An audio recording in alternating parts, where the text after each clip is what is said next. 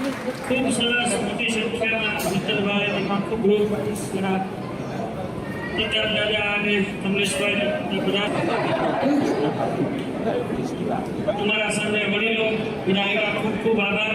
અને મિત્રભાઈ કાંઈ બી અમારા જોડીદાર છે, આખા વર્લ્ડમાં મારી સાથે હોય, જે આખા બનાવવામાં મારા જેટલી જ ભૂમિકા છે. મિત્રભાઈ ઉભા થયો ઉપર આવો. ખૂબ મોટું ટૂંકમાં સદભાવનામાં મારી સંતોષ કે મારાથી વધુ મહેનત મિત્રભાઈ અને અમારા ધીરુભાઈ ક્યાં બેઠા છે? બીજા છે ધીરુભાઈ, અમારી આ ટીમ છે અને ખૂબ વડીલોના આશીર્વાદ છે. પ્રતાપ દાદા અને સર્વે બધા બહેનો બધાને ખૂબ આવકારું છું. અને આખા ભારતમાં જ્યાં આવા વડીલો હોય કે જેની સેવાની જરૂર છે એને સદભાવના સુધી પહોંચાડજો.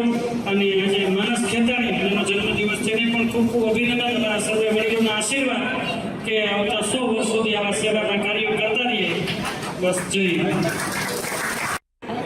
આ પાવન દિવસે કે આ ધરતી ઉપર માનસભાઈ ખેતાણીએ જન્મ લીધો, તો આજના દિવસે આજના સમયમાં કે જેમને આવો શ્રેષ્ઠ વિચાર આવો એ પણ એક એના વિચારોનું એક પ્રતીક બતાવી રહ્યું છે કે યંગ લાઈફમાં વડીલોની સાથે પોતાના જન્મદિવસ ઉજવવો એ આજના પાર્ટી વધારે પસંદ હોય છે. એવા સમયમાં આપણા આટલા સારા વડીલોની સાથે વડીલોના આશીર્વાદની વચ્ચે આજના દિવસે માનસભાઈ પોતાના જન્મદિવસ ઉજવી રહ્યા છે. તો આપણે સૌને એમને ઇન્વાઇટ કર્યા છે.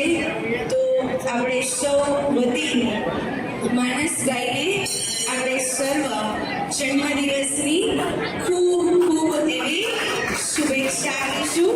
તો માનસભાઈ આજે 18મા વર્ષમાં પ્રવેશ કર્યો, તો આપણે એમને એવી શુભ આશીષ આપીએ કે જે ગીતામાં પણ 18 અધ્યાયનું મહત્વ છે એમ માનસભાઈ પણ એમના 18મા જન્મદિવસ નિમિત્તે ખૂબ એવી સારી પ્રવૃત્તિ કરે અને ખૂબ ખૂબ આગળ વધે કે જે સેવાના કાર્યમાં હંમેશા પોતાનું તન મન અને ધન સમય સંકલ્પ લગાવી અને આવા વડીલોની હંમેશા આશીર્વાદ લેતા રહે એવી આપણે માનસભાઈને આજના દિવસે ખૂબ ખૂબ અભિનંદન આપીએ છીએ.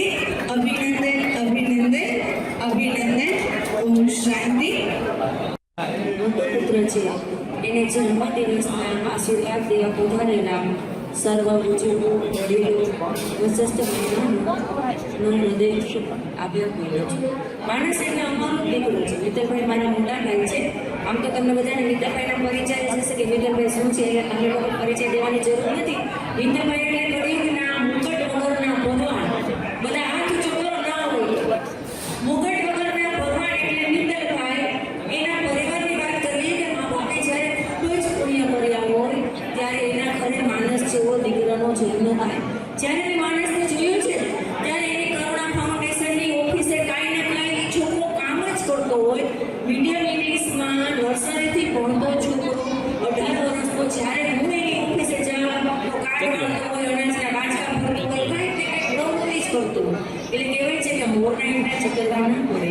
એ રીતે નિંદરભાઈને એને સેવાનો વારસો મળ્યો છે. પણ એની સાથે સાથે એટલે પાણી અને આપણા રમેશભાઈ ઠક્કર જેની આપણે વાત જ ન કરી શકીએ એવા સેવાની પ્રવૃત્તિ સાથે જોડાયેલા એમના સખાઓની સાથે સાથે આ બે પુત્રો માનસ અને ધર્મ ખરેખર રામાયણના લવ અને કુશને પાત્ર જોઈએ. આપણે બધા એને ખૂબ જ અંદરથી આશીર્વાદ આપીએ કે ભગવાન એને જે મિત્રભાઈ સેવા કાર્યો કરે છે એને આગળમાં આવા સેવાના કાર્યો કરાવે. સાથે મારી વાણીને વિરામ આપું છું. Thank you.